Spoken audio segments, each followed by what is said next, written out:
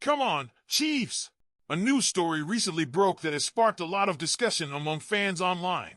Before we dive into today's news about the Chiefs making yet another roster move, be sure to hit that like button and make sure you're subscribed to the channel for the latest Chiefs updates. Now, let's break down the latest move and what it could mean for the team. The Chiefs have officially released wide receiver Cornell Powell from the practice squad. For those who have been following Kansas City's journey, this may seem bittersweet. Powell was drafted in the 5th round in 2021 out of Clemson. While his contributions on the field have been minimal, just 3 appearances, all on special teams in 2022, he's still been a part of the team's 2 Super Bowl runs. Powell's departure is part of a larger trend this season. Kansas City has made several changes, saying goodbye to players who celebrated championships alongside Patrick Mahomes and Andy Reid. Not all of them were major contributors, but their presence was part of the championship culture we associate with Arrowhead Stadium. This latest release was no accident.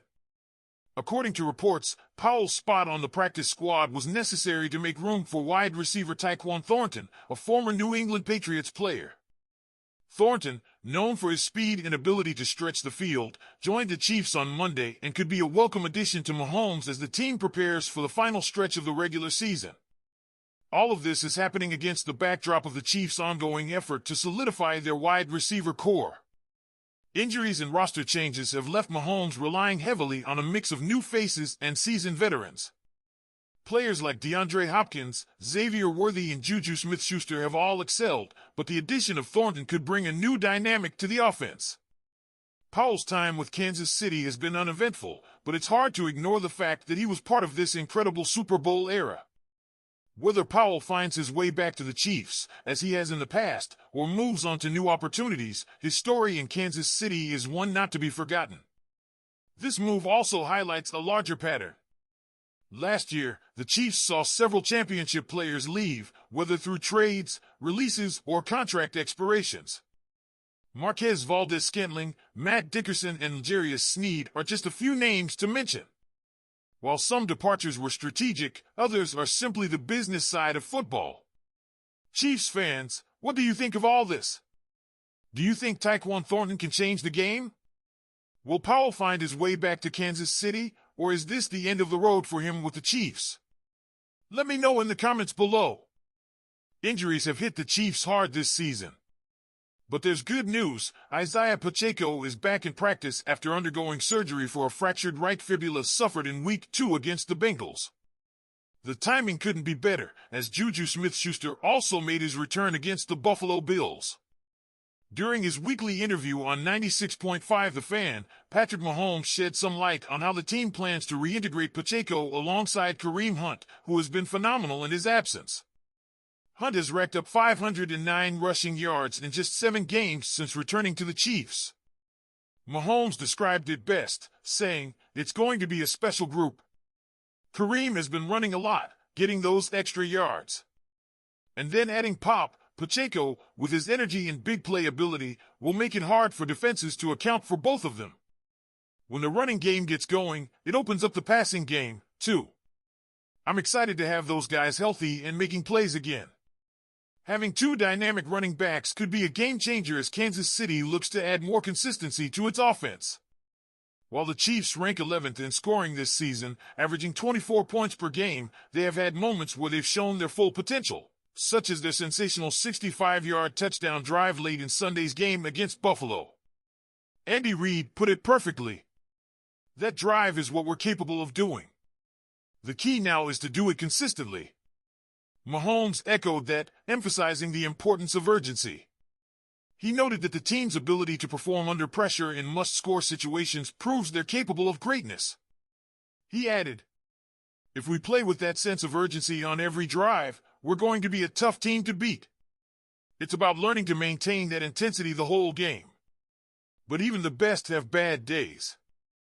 Mahomes admitted he could have done more to get Travis Kelce involved, who was limited to just 2 catches for 8 yards against the Bills. Reflecting on his early interception, Mahomes acknowledged, "I need to be better at getting Trav involved early. That first interception, I probably should have just snapped the ball to him to get the first down.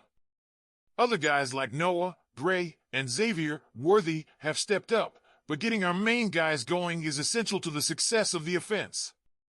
With the Chiefs entering a crucial part of the season, getting everyone healthy and back into a rhythm will be essential. Pacheco's return could provide the spark Kansas City needs to elevate its offense and make another deep playoff run. So, Chiefs fans, what do you think? Are you excited to see the dynamic duo of Pacheco and Hunt back in action?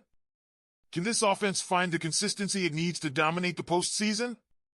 The Kansas City Chiefs were riding high with a 9-0 record, harboring dreams of an undefeated season and an unprecedented three-peat run in the Super Bowl. But those hopes took a serious hit Sunday with a 30-21 loss to the Buffalo Bills. The defeat served as a reality check, not just for fans, but for the team itself. The Chiefs still lead the AFC, but their hold on the coveted top seed is slipping. The Bills, just one game behind with a head-to-head win, are breathing down Kansas City's neck.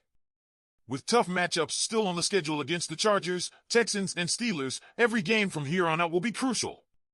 After the loss, Travis Kelce didn't hold back. Speaking on the New Heights podcast he hosts with his brother Jason, Kelce made headlines with his no-nonsense approach to dealing with the team's struggles. "I don't give a how your body feels," Kelce said bluntly. "I don't give a fuck where your mindset is off the field. When you step in that building, we're here to figure shit out and get better as football players for the football team." Kelce's frustration was evident, and it's clear he's taking the loss personally. The star tight end had one of his worst performances of the season against Buffalo, catching just 2 passes for 8 yards. "I have to be the leader I've been in the past and hold myself accountable," he admitted. "I have all the faith in the world in this team." Jason Kelce chimed in, offering a more measured perspective on the loss. He's saying, "Listen, we've been close to losing a few games the last few weeks, and now we finally lost one. It's time to really focus on what we need to improve on." The Chiefs' offense, despite flashes of brilliance, has been inconsistent this season. Ranked 11th in scoring, it's clear that even with Patrick Mahomes leading the charge, the unit hasn't fully gelled. Sunday's loss highlighted those issues, with Kelce getting shut down and Mahomes struggling to find his rhythm early. There's reason for optimism, though. The team has overcome adversity before, and Kelce's fiery comments may be just what they need to refocus and regroup. With Isaiah Pacheco returning to practice and Kareem Hunt thriving in the backfield, the offense has the tools to turn things around. So, Chiefs fans, what do you think of Kelce's comments? Do you agree with his tough love approach, or do you think he should have taken a more hands-on approach? Different tone? More importantly, can Kansas City bounce back and secure the top seed in the AFC? Let us know in the comments below. And don't forget to like this video, subscribe, and turn on notifications to stay up to date with the latest Chiefs news. Thanks for watching, and as always, go Chiefs!